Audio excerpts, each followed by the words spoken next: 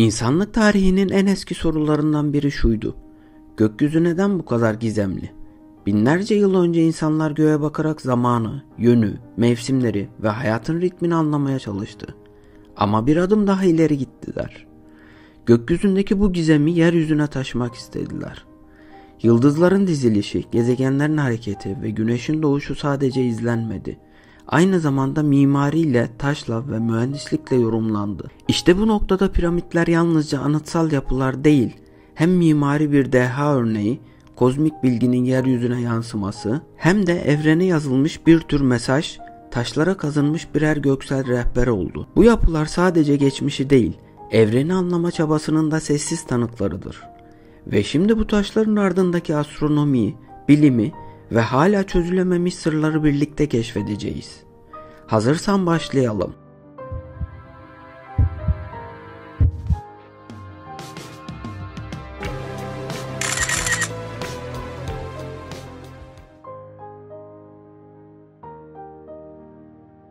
Gökyüzüne dikkatli bakarsanız, özellikle kış gecelerinde birbirine paralel dizilmiş 3 parlak yıldız görürsünüz.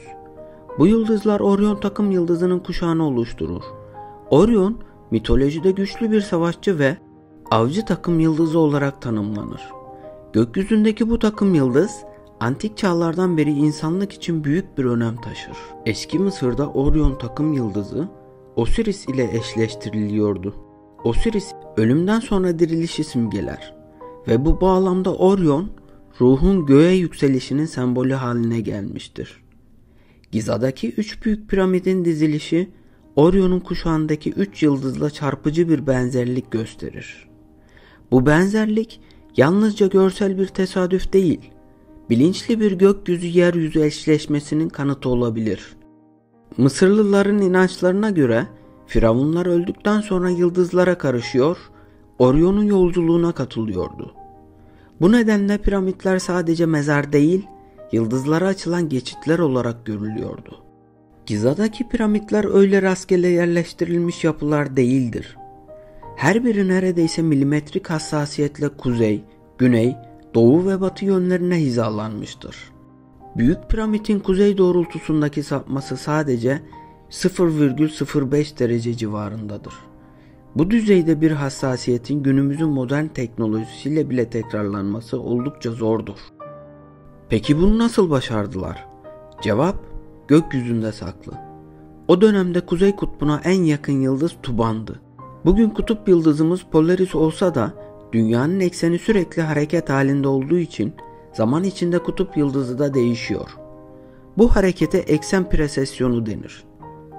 Ve yaklaşık 26 bin yılda bir kutup yönü farklı bir yıldızı işaret eder. Milattan önce 2500 civarında Giza piramitleri inşa edilirken Tuban yıldızı kuzeyi gösteriyordu. Mısırlılar bu yıldızı kullanarak yapıları gökyüzüne göre hizaladılar.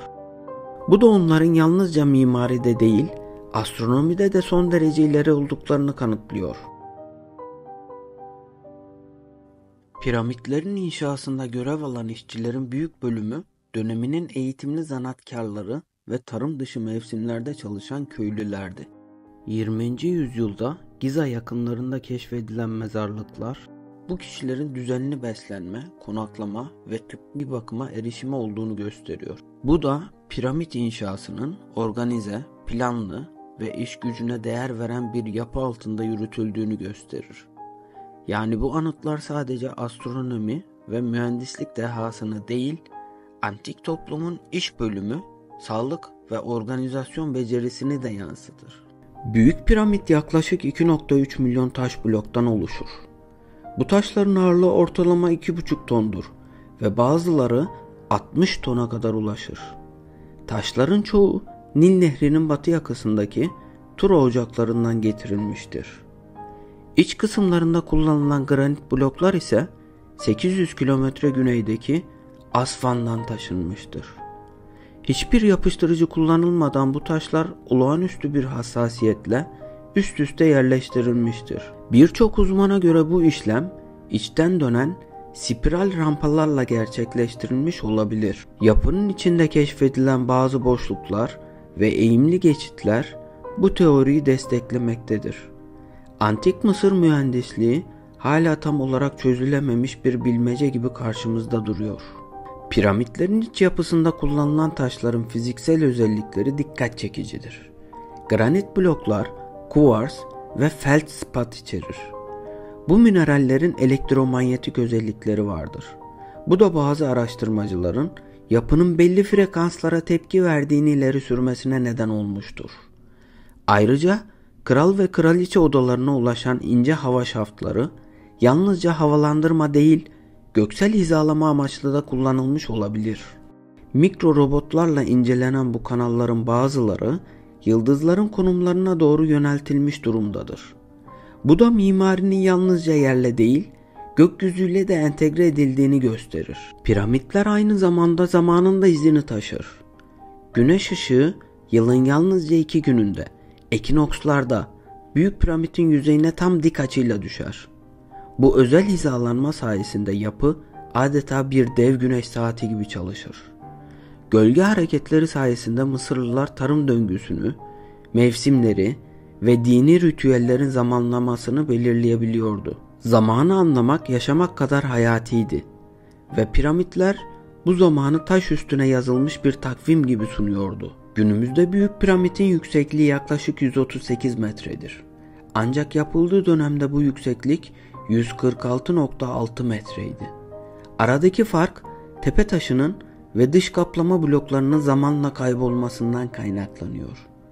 Bu tepe taşı muhtemelen altın kaplamaydı ve güneş ışığını yansıtarak uzaklardan görülebiliyordu. Zirvedeki bu kayıp yapı yalnızca fiziksel değil, sembolik anlamda da önemliydi. Çünkü göğe uzanan bu yapının son noktası artık yerinde değil ama etkisi hala sürüyor. 2017 yılında muon tomografisiyle yapılan taramalarda Büyük Piramit'in içinde daha önce bilinmeyen yaklaşık 30 metrelik büyük bir boşluk keşfedildi.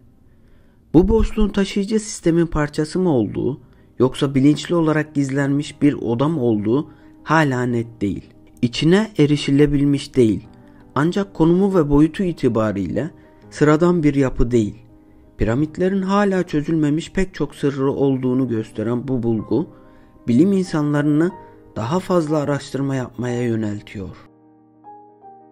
2025 yılında yapılan yeni uydu taramaları, Giza platosunun altında dikkat çekici bir anomali olduğunu ortaya koydu. Bazı araştırmacılar bu yapının bugüne kadar bilinmeyen devasa boyutlarda bir yeraltı kompleksi olabileceğini öne sürdü. Görüntülerde yaklaşık 100 metrelik düzenli bir dikdörtgen şekil ve etrafında geçit benzeri yapılar fark edildi. Henüz bu yapıya doğrudan erişilemedi. Ancak yapının boyutu ve simetrisi doğal bir oluşumdan çok insan eliyle yapılmış bir sistem olduğunu düşündürüyor. Bu keşif doğrulanırsa Giza'daki yapıların yalnızca yer üstünde değil, yer altında da çok daha karmaşık bir sistemin parçası olduğu anlaşılacak. Orion'un 3 yıldızı hala gökyüzünde parlıyor ve Giza'daki 3 piramit hala yeryüzünde onlara karşılık duruyor. Bu iki dizilim zamanın ötesinde bir eşleşmeyi temsil ediyor. Bir zamanlar altınla kaplı zirvesiyle göğe uzanan Büyük Piramit bugün tepe taşını kaybetmiş olabilir. Ama esas olan onun yüksekliği değil, temsil ettiği düşüncedir. Çünkü piramitler yalnızca geçmişin kalıntısı değil, onlar yıldızlarla konuşan taşlardır. Zamanı, yönü, inancı ve bilimi birleştiren anıtlardır. Ve hala suskunluklarında çok şey anlatırlar. Ve belki de her gece gökyüzündeki bir yıldızın parıltısı yerdeki bir taşın gölgesine cevap veriyordur. Binlerce yıl önce başlayan bu sessiz diyalog insanın evrenle konuşma biçimidir.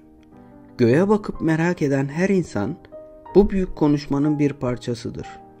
Piramitler bu yüzden susar ama yıldızlar konuşur. Ve bu konuşmayı duymak için tek yapmamız gereken başımızı kaldırıp gökyüzüne bakmaktır. Belki de hala yıldızlara uzanan bir merdivendirler. Sadece yukarıya bakmayı bilenler için. İlimden, fenden ayrılmayın ve mutlu kalın.